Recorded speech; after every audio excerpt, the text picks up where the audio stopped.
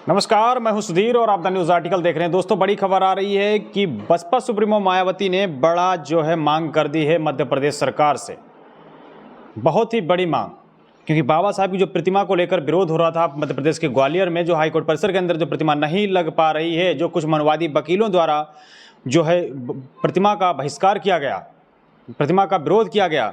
अब बसपा सुप्रीमो मायावती ने भी बड़ी मांग कर दी है। मायावती जी ने अपने ट्विटर पर जो लिखा वो आपको बताऊंगा, लेकिन उससे पहले मैं आपको बता दूं कि कल भीम आर्मी आज़ाद समाज पार्टी की तरफ से बड़ा आंदोलन मध्य प्रदेश के ग्वालियर में किया गया था, क्योंकि जो जातिवादी वकील थे उन्होंने भीम आर्मी के कार्यकर्ताओं के साथ मारपीट की थी। जो अधिवक्ता वहाँ के थे उन्होंने मारपीट की थी भीम आर्मी के कार्यकर्ताओं के साथ। फिर उसके बाद भीम आर्मी ने बड़ा ऐलान किया, चैलेंज किया, और चैलेंज करके मध्य प्रदेश के ग्वालियर में मनवादी वकीलों को सबक सिखाने का काम किया। और वहाँ पर भीम आर्मी ने कल यानी 22 मई को बड़ा आंदोलन किया था। तस्वीरें भी आपने देखी होंगी कि किस तरीके से भीम आर्मी ने बड़ा विरोध प्रदर्शन किया, और जिस तरीके से मनवादी मानसिकता के जो वकील बाबा साहब की प्रतिमा का विरोध कर रहे हैं, जो संविधान के जरिए वकील बने हुए हैं, जो संविधान की बदौलत न्यायालय चल रहे हैं, उन्हीं संविधान निर्माता परम पूज्य डॉक्टर बाबा साहब अम्बेडकर की प्रतिमा का विरोध कुछ मनवादी वकील कर रहे हैं। उसी को लेकर बड़ा प्रोटेस्ट चंद्रशेखर आज़ाद के संगठन यानी भीम आर्मी ने बड़ा प्रोटेस्ट किया था। चंद्रशेखर सांसद, नगीना से सांसद हैं, उन्होंने एक बड़ी मांग की थी कि बाबा साहब की प्रतिमा वहाँ लगनी चाहिए। और जो बहुजन समाज के ही तमाम नेता, जो सोशल एक्टिविस्ट हैं, वो लगातार बोल रहे हैं। वहीं सतपाल तंवर जो भीम सेना के प्रमुख हैं, उन्होंने भी बड़ा ऐलान किया था। उन्होंने कहा था कि प्रतिमा बाबा साहब की वहाँ लगेगी, नहीं तो राजस्थान हाईकोर्ट से भी मूर्ति जो मनु की मूर्ति लगी हुई है वहाँ, वो भी हटाई जाएगी।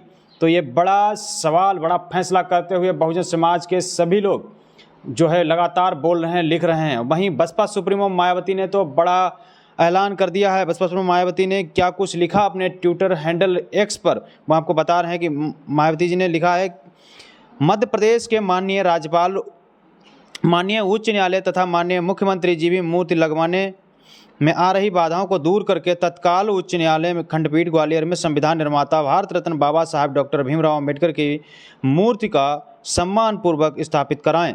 आगे लिखते हैं, किंतु कुछ जातिवादी सोच से ग्रसित अधिवक्ताओं द्वारा मूर्ति स्थापना का विरोध किया जा रहा है। सोशल मीडिया पर भड़काऊ वक्तव्यों का बावजूद इन पर कार्रवाई नहीं की गई। बाबा साहब के विरोधियों यह समझना होगा कि सदियों से उपेक्षित बहुजन समाज अब सम्मान पाना चाहता है। आगे लिखते हैं, मध्य प्रदेश हाईकोर्ट खंडपीठ ग्वालियर में अधिवक्ताओं की मांग व उन्हीं के आर्थिक सहयोग से परम पूज्य डॉक्टर बाबा साहब भीमराव अम्बेडकर की मूर्ति लगाने की अनुमति माननीय कोर्ट द्वारा दी गई तथा कोर्ट के निर्देश में ही स्थान का चयन व चबूतरा बनाया गया, वह मूर्ति भी बनकर तैयार हुई। तो बसपा सुप्रीमो मायावती ने बड़ी मांग कर दी है, वहाँ के राज्यपाल और मुख्यमंत्री से भी बड़ी मांग कर दी है, और कहा है कि प्रतिमा सम्मानपूर्वक लगवाने का काम करें।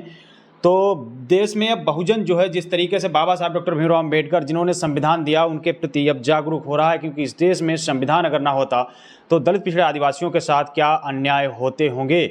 आज इस देश में जब संविधान है तब भी इस देश के मनवादी लोग बाबा साहब का विरोध करते हैं और तमाम दलित पिछड़े आदिवासियों का भी विरोध करते हैं। तो भीम आर्मी आज़ाद समाज पार्टी की तरफ से कल जिस तरीके से प्रोटेस्ट किया गया, पूरे मध्य प्रदेश में किस तरीके के हालात थे, चारों तरफ बैरिकेडिंग कर दी गई थी, और भीम आर्मी ने अपना दम दिखाया मध्य प्रदेश के अंदर।